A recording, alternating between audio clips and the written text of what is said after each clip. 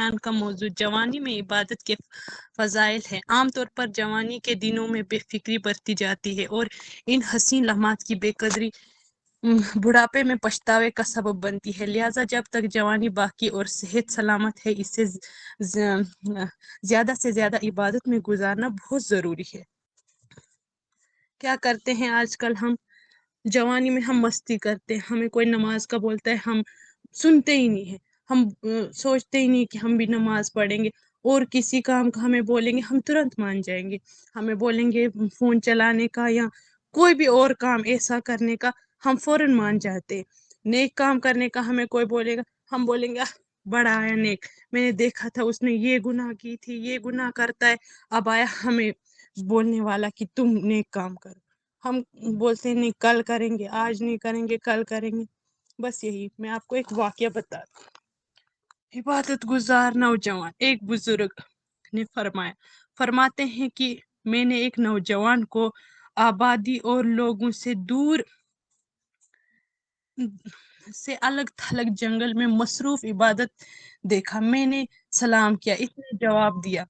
پھر میں نے اس سے کہا نوجوان، تم ایسی ویران جگہ میں ہو جہاں تمہارا کوئی مددگار ہے نہ کوئی رفیق ہے۔ اس نے کہا کیوں نہیں، میرا رب عزوجل کی قسم، میرا پروردگار بھی ہے اور رفیق بھی ہے۔ میں نے پوچھا وہ مددگار رفیق کہاں ہے؟ اس نے جواب دیا اپنی عزت کے ساتھ اور میرے اوپر اپنے علوم و حکومت سے میرے ساتھ، اپنی ہدایت کے ساتھ میرے سامنے، اپنی نعمت کے ساتھ میرے دائیں اور اپنی عظمت کے ساتھ میرے بائیں ہیں۔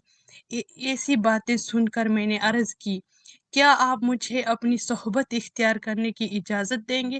تو وہ کہنے لگا آپ کی رفاقت مجھے عبادت سے غافل کر دے گی، اور میں نے اس بات کو پسند نہیں کرتا، اور مشرق تا مغرب زمین کا بادشاہ میرے لیے کافی ہے۔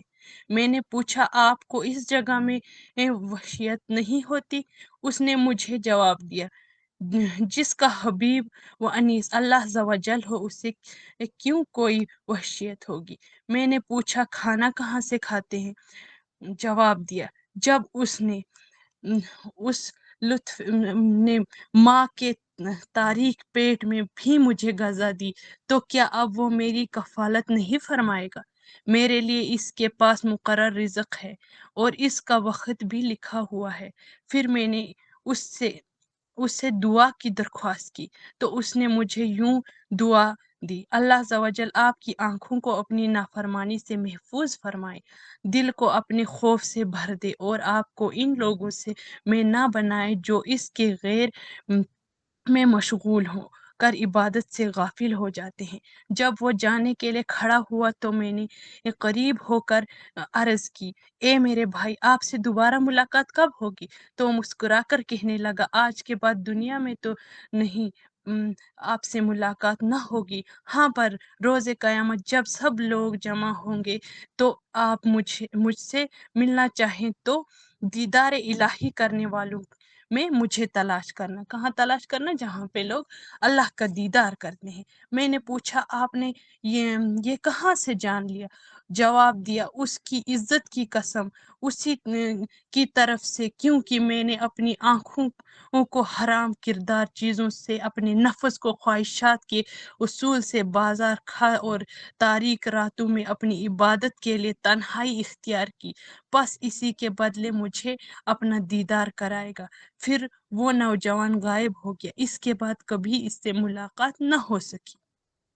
راہوں میں مست و بے میں خود تیری ولی پلالا حبیب صلی اللہ تعالیٰ علی محمد۔ پیارے پیارے اسلامی بھائیوں اور بہنوں، بیان کردہ حقیقت میں یہ اس نوجوان نے جوانی کے زمانے میں ہی دنیا کی رنگینیوں سے ناطہ توڑ کر عبادت و ریاضت میں خود کو مشغول رکھا اور شرائط کی حرام کردہ ان چیزیں دیکھنے سے باز ہار اور اکیلے اس جنگل میں رہنے سے بھی گریز گریز نہ کیا۔ اس حقیقت میں خاص طور پر ان نوجوانوں کے لیے نصیحت کے بے شمار پھول ہیں جو اپنی جوانی کے نشے میں مدہوش رہتے ہیں، نفس و شیطان کے بہکاوے میں آ کر گناہوں میں ملوث رہتے ہیں اور رب تعالیٰ کی ناراضگی کا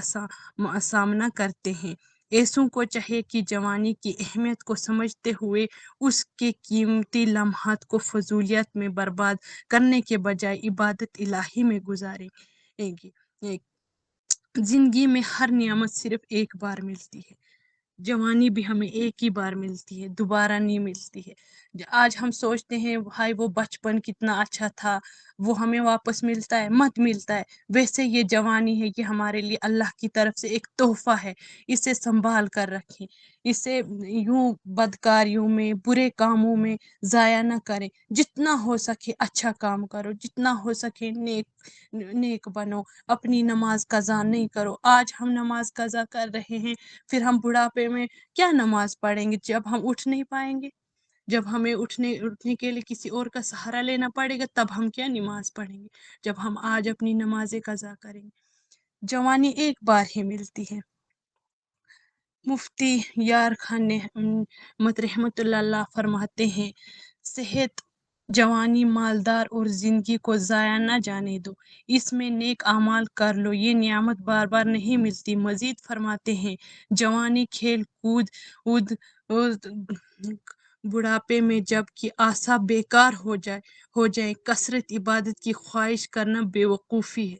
جو عمل کرنا ہے جوانی میں کر لو، جوان نیک آدمی کا بہت بڑا درجہ ہے۔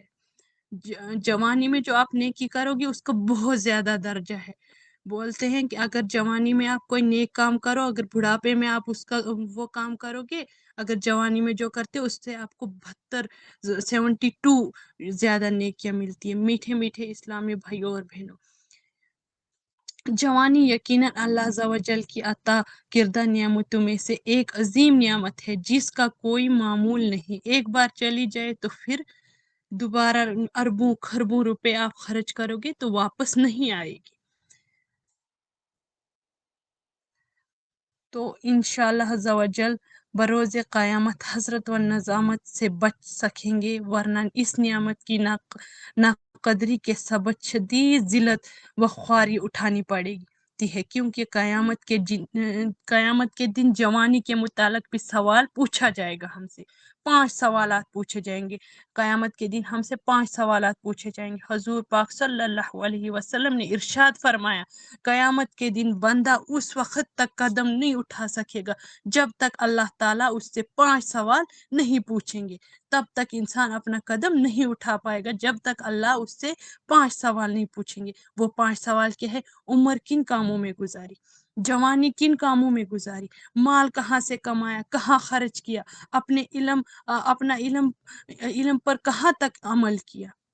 جو خوش نصیب اپنی جوانی کی قدر کرتے ہوئے نفسانی خواہشات سے منہ موڑ کر خالص اللہ عز و جل کی رضا کے لیے اپنے شب و روز عبادت میں بسر کرتا ہے، دنیا اور آخرت کی ڈھیروں بھلائیاں پا لیتا ہے۔ آئے اس عبادت گزار نوجوان کا مقام، آپ جانتے ہیں ہم عبادت گزار نوجوان کا مقام کیا ہے۔ ارشاد فرمائے، جوانی میں عبادت کرنے والے کو بڑھاپے میں عبادت کرنے والے پر ایسی ہی فضیلت حاصل ہوتی ہے جیسے مرسلین علیہ السلام کو تمام نبیوں پر ہے۔ صدقے کا ثواب، ارشاد فرمایا، نوجوان کی لذت دنیا اس کے عیش و عشرت کو چھوڑ دیا اور جوانی میں اللہ عز و جل کی اطاعت کی جانب پیش کی، اللہ عز و جل اس خوش نصیب کو 72 صدقے کے برابر ثواب عطا فرمائے گا۔ اللہ عز و جل کا حقیقی بندہ۔ ارشاد فرمایا بے شک اللہ عز و جل اپنی مخلوق میں اس خوبصورت نوجوان کو زیادہ پسند فرماتا ہے جس نے اپنی جوانی اور حسن جمال کو عبادت میں صرف اللہ عز و جل کے لیے مطلب کیا۔ اللہ تعالیٰ فرشتوں کے سامنے اس انسان پر فخر فرماتا ہے جس نے اپنی جوانی کو اللہ تعالیٰ کی عبادت میں فرمایا۔ اللہ فرماتا ہے فرشتوں سے کہ دیکھو میرا بندہ، دیکھو میں نے اس کو جوانی دی، میں نے اس کو حسن دیا، میں نے اس کو اتنا سب کچھ دیا، لیکن یہ پھر بھی میری عبادت کرتا ہے، یہ میری نعمتوں کو جھٹلاتا نہیں ہے۔ اور آج ہم کیا کر رہے ہیں؟ اللہ نے ہمیں سب کچھ دیا، ہمیں دولت دی، ہمیں کھانا دیا، ہمیں سب کچھ دیا، لیکن ہم اس سے کیا کریں؟ ہم اس دولت کو ہم غلط کاموں میں اڑا رہے ہیں۔ اس کے بعد جوانی ہمیں دی، وہ بھی ہم غلطی کاموں میں لگا رہے ہیں۔